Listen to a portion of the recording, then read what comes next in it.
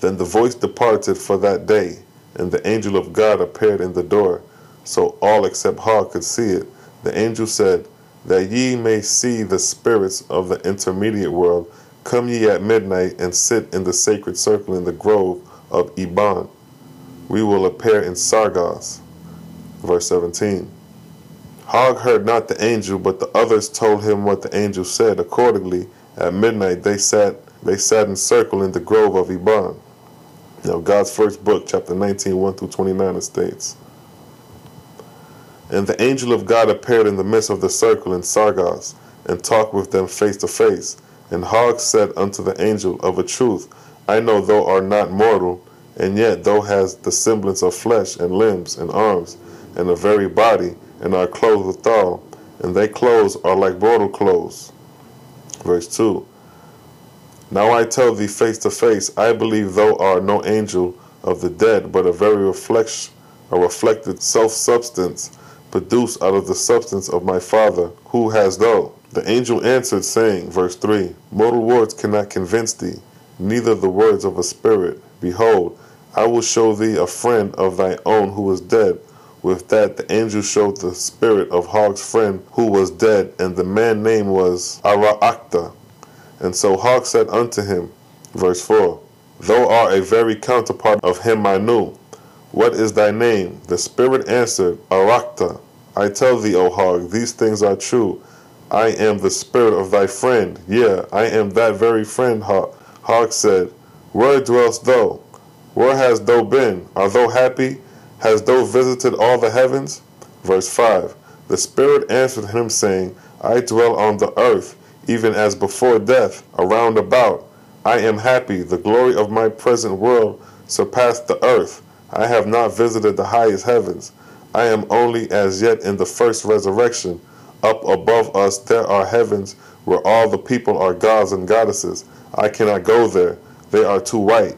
The spirit then disappeared, and Hog said, verse 6, What I have seen, I have seen. What I have heard. Yet I believe not that I have seen a spirit nor heard one. A spirit must in reason be thin and subtile and air-like. Verse 7. Then spoke the angel of God, saying, How shall I please this man, O Ormaz? This day I showed myself in the door of the hut, thin and subtile and air-like, and he saw me not, nor heard me. Who can find a way to open this man's soul to thy wisdom, O Ormaz? Verse 8. Now spoke Utiv, Great is the glory of thy angel, O Ormaz. Heavenly are the spirits of the dead. Welcome, O ye angels of heaven. Then spoke Reish, saying, Even the lowest of heavens hath great glory. O the delight to dwell in such a paradise. Then Vas spoke, saying, Such wisdom and truth, what are thy kingdoms, O Father, when even the first heaven hath such glory? Gatan said, Because I have lived to behold these things, I will proclaim thy wonders, O Ormaz, as long as I live. Vedi said, Truth is thy mightiest works, O Ormaz. O said, How wisely hast thou framed thy words, O Ormaz. Even thy lowest of angels are a delight of my soul. Next spoke Sa'id. He said, Give us of thy abundance, O Ormaz. Open wide the gates of the lower heavens. I will take thy angels to make arms and rejoice forever. Verse 9. Brahma then came out of his trance, though he had heard and seen all. Whoever cometh that can make me better, and show me how most to benefit thy worlds, him, O Ormaz, send thou unto me. And lo, first of all, Brahma was answered. A light bright as the sun stood in the midst of the circle, and it was higher than the clouds, and displayed a staff of which was a banner of gold and silver. And on the banner stars clustered to spell the words, Love, Wisdom, and Power. Verse 10. Presently the scene changed, and the angels of God said, He that spoke last, Brahma, hath been answered first, because his words reached to the fountainhead. Wheresoever ye send your prayers, there are your answers. To which end I will now open the gates of the lower heavens, and ye shall witness what ye may. Verse 11. The angel withdrew all the lights round about, so that great darkness might be upon the circle. Presently Utif started as if affrighted somewhat. Then Vas sprang up, saying, "What was that?" And then another started, till presently all but Brahma and Hog were wild and startled, whispering, "What do my eyes behold? Oh, that foul smell! Oh, that vulgar touch!" And then one screamed, and another, until all broke and fled, screaming and crying out in fear and distress, flying in the darkness of the grove, frantic, almost dead with fear. Verse 12. Hog ran not, saw nothing to fear, heard nothing to dread, felt nothing to make him ashamed. Verse 13. And his father Brahma ran not, nor was afraid. And the twine called to the rest pleaded, coaxed, and called in vain, could not stop them, could not find them in the darkness. They returned to the hut. Brahma and Hog saw the torches burning brightly, and came in and found Utiv and her sons huddled together in each other's arms, white and pale as death. Verse 14. Hog asked the reason. Utiv said, "Are they gone? Keep them away." Then spoke Vas, saying, "O my brother, ask not what we saw, ask not what we felt, and what felt us. These things would not be lawful to mention. Say no more. In heaven's name, the air of heaven is full of demons," or Jujur, spirits of darkness. Verse 15.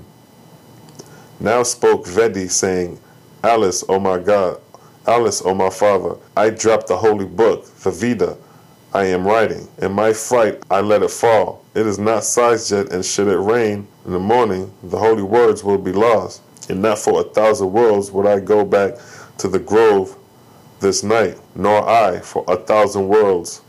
We Ish said, "For all the gold and silver in the world I would not go there this night." Verse 16. So they all spoke except Hog, and with all the love they bore for Omaz's words, nothing doubting they were his very words, not one would venture amongst the evil spirits they had seen to recover the book. Verse 17. Then spoke Brahma, saying, "For many generations Omaz hath labored for this. I will go myself. I know he will protect me at all times and in all places." And Brahma rose up to depart.